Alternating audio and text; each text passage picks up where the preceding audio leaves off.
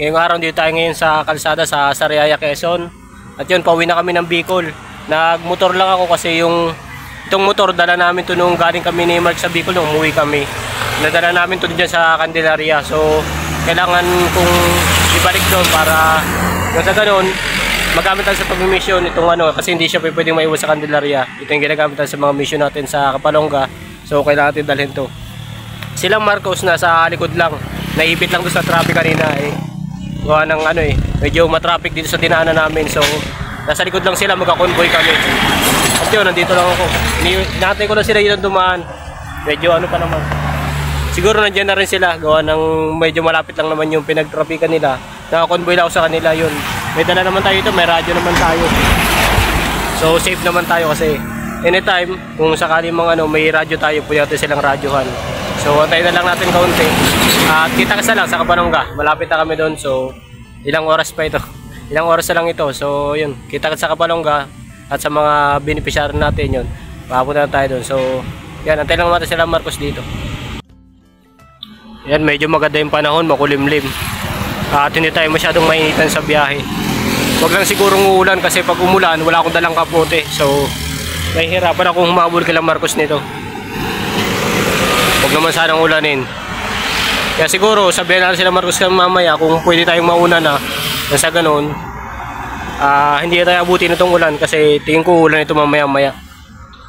Sana naman wag, para hindi tayo wala akong dalang kapote ngayon May kapote ako nasa Kapalonga na iwan. So yun, ride safe na lang sa amin at yun, kaunting ingat lang, dahan-dahan lang tayo magpatakbo kasi medyo hindi natin kabisado itong motor ni Marcos. Yan, kita-kita lang doon sa unahan pag nakita ko sila Marcos.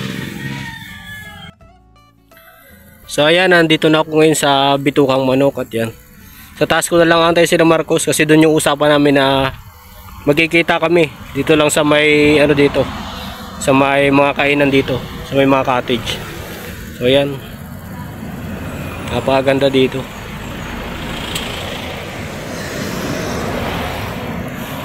Service na.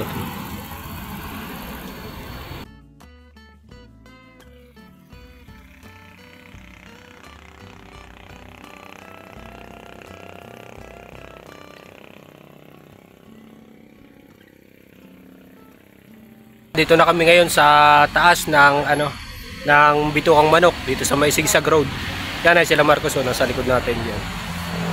At kakarating lang nila na ako, napapala sila sa akin, naantay ko, nauna pa sila sa akin.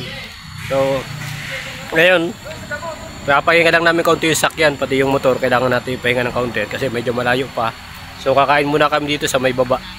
Hanap kami ng pwedeng makainan dito na karinderya or kung doon kami kakain. At nandiyan, papahinga para naman sila yung makina ng sasakyan. Kasi persado yan dito kasi yung sahon dito, Sigsag Road. Yan. Ito yung mga makikita ngayon dito sa taas sa Timonan. Kita nyo naman. Tapos meron pa doon sa unahan. Mas marami din dito na mamahinga. Yan. Ito sa taas dito, sa taas ng Timonan. Sa Sigsag Road. Napaka-chill dito. Kaya ba dito pinipili magpahinga? Ngayon sakyan natin. Ngayon sila Marcos. Kasi Buboy, pati si Mac. Maganda ng mga puno dito, buhay na buhay pa rin. Kasi dito bawal daw dito magputol ang puno, kaya lumalaki ng ganito kalaki yung mga puno dito. Maganda pagka ganito.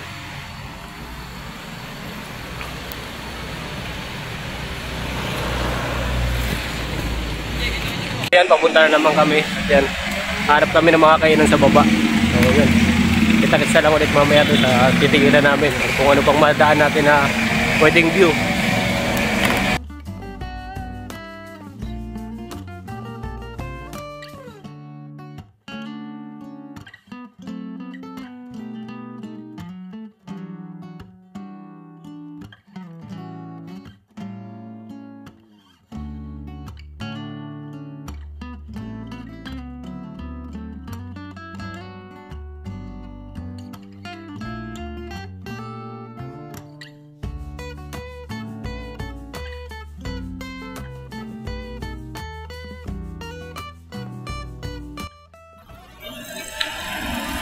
Yan, dito na kami ngayon sa Calawag.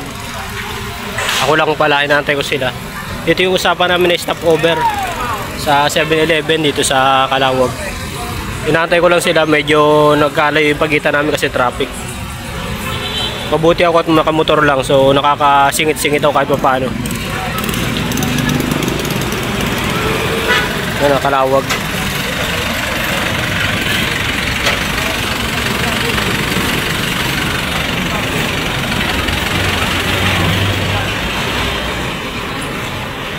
Wala pa yata sila, hindi ko pa natatanaw yung sasakyan.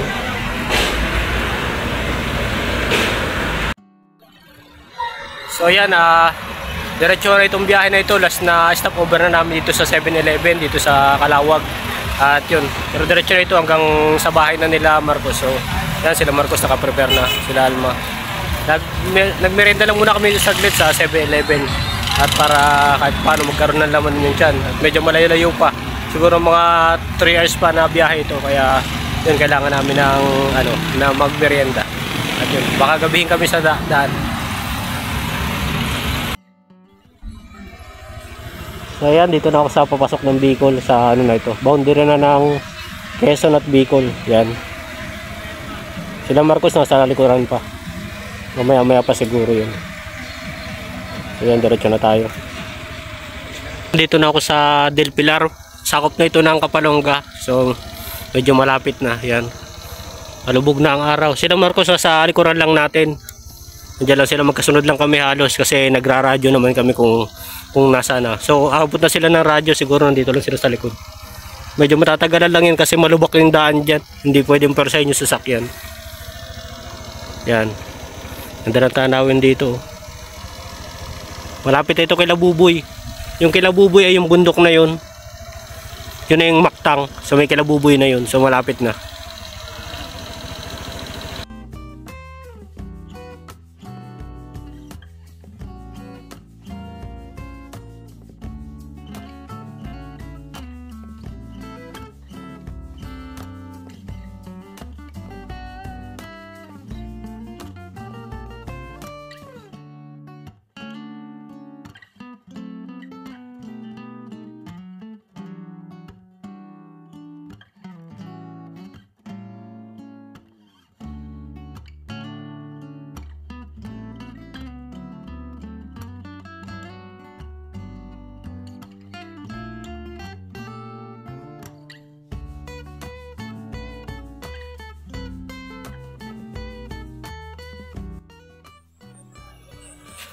So ayan na, nandito na kami ngayon sa bahay nila Marcos at ni Commander. Kakarating ko lang. Bali na una ako at sila nandun pa.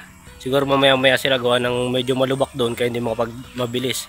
Yan, medyo madilim na. Inabot tayo ng mag-alas 7 na ng gabi. So oras pa kami umalis doon? Siguro mga 11 kami umalis doon. Nadating pa lang kami ngayon mag-alas 7. Medyo napatagal yung biyahe kasi medyo mahirap yung daan ngayon. Sobrang daming lubak sa Quezon. Yun yung pinakang talaga namin. Pinakang nahihirapan kami sa malubak doon sa Quezon. So yan, tayo lang natin sila Marcos dito para tingnan mo na sila. Nandito na kami ngayon kila Marcos yan. Kakarating lang namin. Anong oras na? Mag-alas 7 na mahigit. So medyo ginabi na kami. Anong oras kami nag-alas kasi doon? Mga 11 yata kami ng tanghali umalis doon. Ngayon, dito na kami. So, papahinga na muna si Buboy. Nandito muna kila Marcos. At sa na lang, bukas na lang siguro siya uuwi. Kasi alanganin na rin kung ihahatid siya, gabi nang masyado. Kaya, yun. Pahinga muna kami kasi sobrang pagod ng biyahe. Grabe sobrang layo. Lalo siguro si Marcos kasi galing pang Isabela, siya na yung driver. Tapos hanggang dito sa Bicol. Ako naman, mula Candelaria lang, hanggang dito lang sa Bicol siya. So, mas mapagod yung sa kanya. Kaya, yun, kailangan mo na magpahinga siguro bukas. Tingnan namin kung makakapunta na tayo sa mga beneficiary natin. Kung mapagpahinga ngayon ng maayos, bukas balik tayo sa dating gawain na pag-mission natin. So yun, kita-kits sa mga beneficiary natin.